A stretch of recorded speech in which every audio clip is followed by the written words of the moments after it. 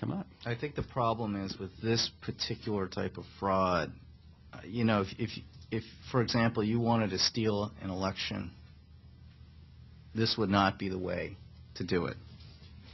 I mean, you think about all the different steps that you would have to go through if you wanted to use this method to steal an election. You'd have to get a whole group of people who would be willing to play impersonators. They'd have to memorize the name and other identification of identifying information of the voter. They'd have to learn how to mimic the voter signature, because one of the things you do at the polls is you sign your name on a poll book.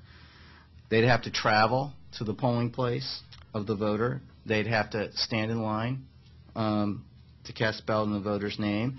They'd have to somehow know that that voter hasn't voted already, because if they identify themselves as someone who's already voted already, that's going to indicate a problem.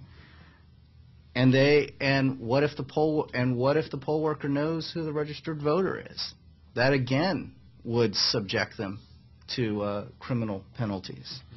So you think about it in reality, and the reason why you don't have documented cases of this type of fraud is it just doesn't make sense